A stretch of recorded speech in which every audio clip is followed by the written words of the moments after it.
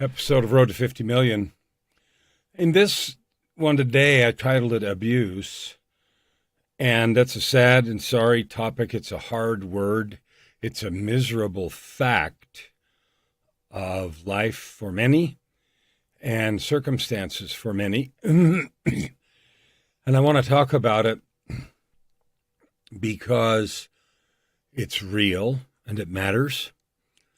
And it doesn't have to derail you from your ultimate life. I have a document, I've referred to it before, called a PTAC. The PTAC is a personal truth and commitment statement that simply declares who I am.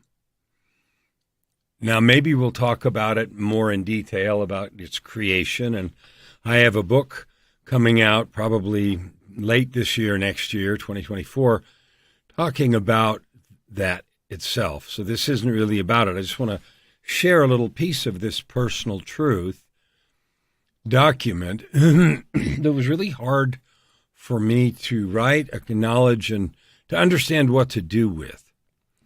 Now, even though today and the next 3 days are talking about hard things, the topic today is abuse, tomorrow is addiction, the one after that is depression, and then self-loathing.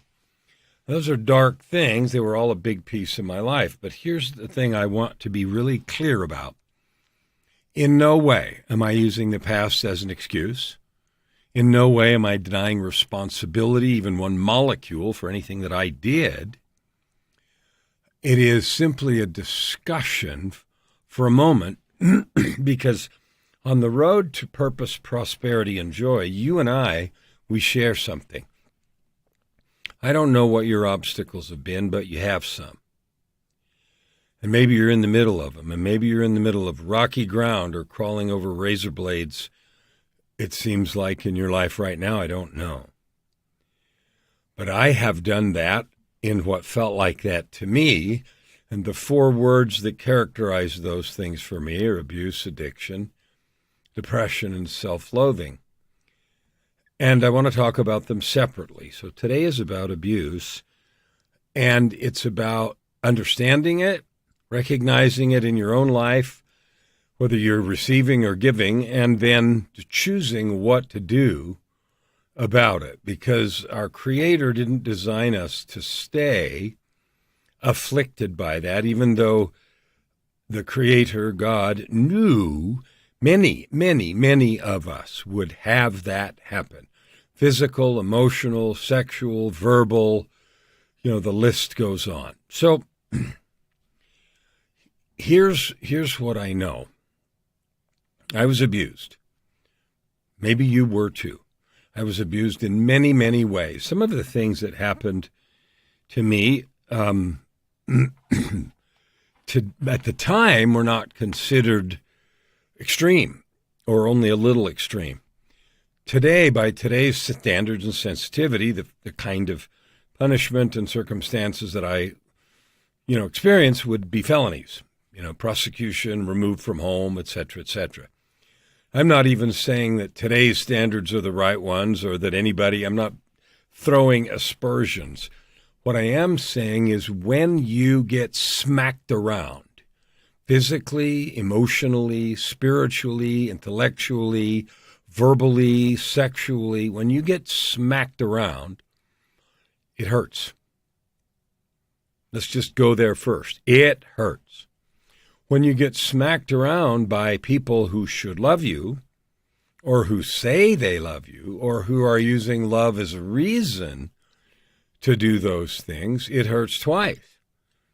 It hurts once because the activity hurts, whether it's physical, emotional, or whatever, and it hurts because it's someone that's supposed to love you, be with you, protect you, look out for your best interest, and most likely says they love you and are protecting you, etc.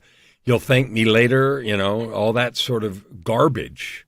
That is garbage talk. It's not true, it's not right, and it is completely out of order. Now, whether today's measurements and everything are all correct or not, I'm not even going to get into that. What is correct is you, on your road through life, don't need to put up with anyone smacking you around. I'm using the word smacking you around as a generic description of abuse. It might be subtle. It might be undercutting, constant negativity, criticism. It might be, sexual overtones, or it could be physical, right? I was going through old rock songs the other day. Something sparked my interest, and I went back and looked at an old Pat Benatar song, Hell is for Children. And I had a meltdown. I remember that I really liked Pat Benatar, and I liked her rocker style and some of the songs and stuff. And I only remembered the name of the song, Hell is for Children. And then I listened to it, and I didn't even get to the first verse before I just had an absolute meltdown, emotionally weeping, because I recalled, the stuff that had happened to me. So the point of today's is to do 3 or 4 things. Number one, to acknowledge that on your road now, in the past, or in the future, you have likely had unjust, unfair, cruel, unkind treatment that constitutes abuse. You were beat up physically, sexually, emotionally, spiritually, verbally, in some way. So that's probably true. How bad? I don't know. That's going to vary with every circumstance. And besides varying with the circumstance, each one of us is built different. So something that was said or done to you might be different said or done to me in the very same circumstance. So it is not even about the degree. It's not even about whether somebody should or shouldn't be hurt a certain amount by a thing. I shouldn't bother you. Suck it up. All of that kind of language. Again, I dismiss all that as garbage and nonsense. It is damaging. It is painful. When and if that has happened, happens now or happens in the future, you as a child of God, you're not required to put up with that for 1 second. Okay? When I grew up, and maybe it's still that way in some places, the answer was suck it up, you deserved it, etc., etc. It's not true, never was true even then, and it's certainly not true now. So if you find yourself searching for purpose, prosperity, and joy, and you're feeling cut, smacked in any of the ways, no, you don't have to put up with it. You may or may not be in a position to run away from that situation right now, but you are always in a position to talk to someone. You're always in a position to cry for help, seek help, and get moving. And there's always some degree of help from the divine. That help doesn't come by zapping you out of a situation. It certainly didn't come that way for me. It comes by helping me understand, or came by helping me understand that what I saw and thought was wrong was in fact, and it wasn't me. Because one of the things that treatment did to me is I believed with all my heart I was evil, wrong, bad, broken, fundamentally flawed, trashy, worthless, not valuable, right? And that's what it often does. So the reason that I'm taking this terrible topic is because it's necessary. You either have or might be or might experience things that are extremely unkind, abusive, okay? People do it for power. People do it because they're broken. We all have heard the phrase, hurt people hurt people. That's true. And it could be because they didn't get the help they need, or they're not getting help, or they won't acknowledge any need, or they're denying this, that, and the other. It's not our responsibility to fix anybody else. We can't, as a matter of fact. I even doing this road to 50 million and all the offers I make to you and everybody else, I can't fix you either. What I can do is encourage you to take the steps, however small, to pursue your own healing. Fix yourself, as it were. And none of us have a magic wand or can go buy a tube of this, that, and the other on Amazon that's going to fix things. Those kinds of things take help. They take connection with the divine. They might take counseling, and it depends on what happened and how much. But here's what I know. You're not stuck. Whatever is going on right now is only for now. Tomorrow will come, next week, next month. One of the opportunities I had a few years ago was to help someone write a book. And the book was about their own childhood growing up. And in that book, the description of their childhood, there was terrible abuse. And the person perpetrating the abuse was well known in the community and famous. Nobody believed it. Nobody suspected it. On and on and on and on. It was terrible. It was not good.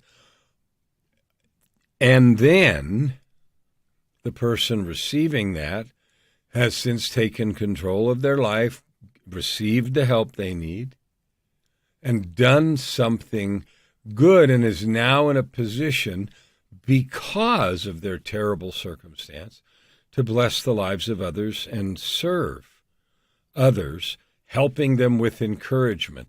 See, the best we can do is love and encourage one another. We might have physical things that we can do. I talk about the definition of love being a choice to use our physical, spiritual, emotional, and mental resources to serve somebody and bless them in their highest interest. But let me give you a more concrete example.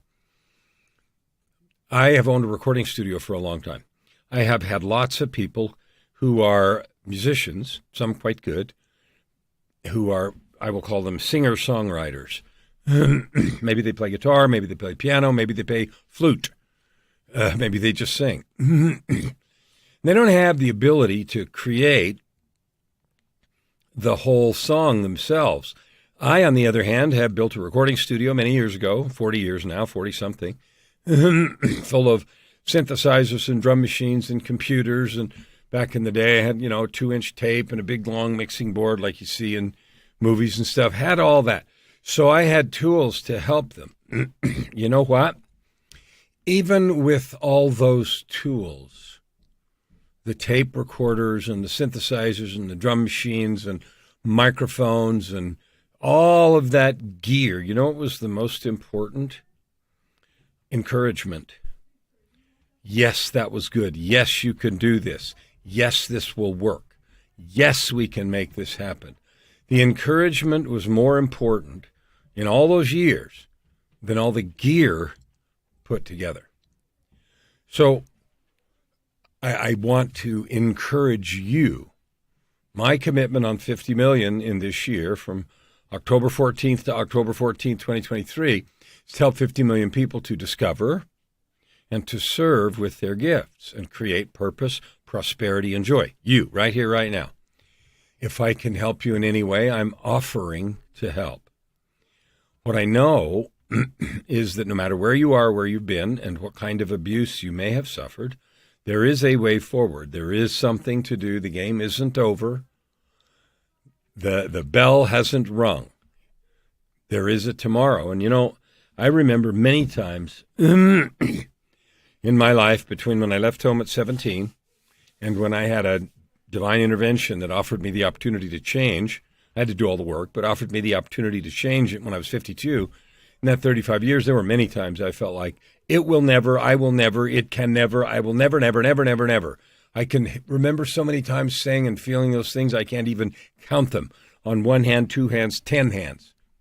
Honestly and truly feeling like there was no point, etc., etc. And here I am now later, much later in life, in a completely different place, doing things and having things I could not have imagined at that time, despite all of that. And in some cases, the ability that I have to love and encourage others comes because of the abuse that I suffered. It helped me, it shaped me, and it refined me. But I wouldn't have done that if I'd given up or quit or allowed someone else to continue to have control. You are on your own road. I am on the road to 50 million. I'm going to help 50 million people to discover and to serve with their gifts, to learn We are all children of the divine. We all have gifts, and we're happiest when we are in love and service of those around us. And yes, that includes making business out of it if you want to. But it really is most important for the satisfaction of the soul to understand, love yourself, understand who you really are. That's it for today about this difficult topic of abuse. Don't put up with it. Get the help you need and move forward with your own brilliance as you love yourself. See you tomorrow on the road to 50 million.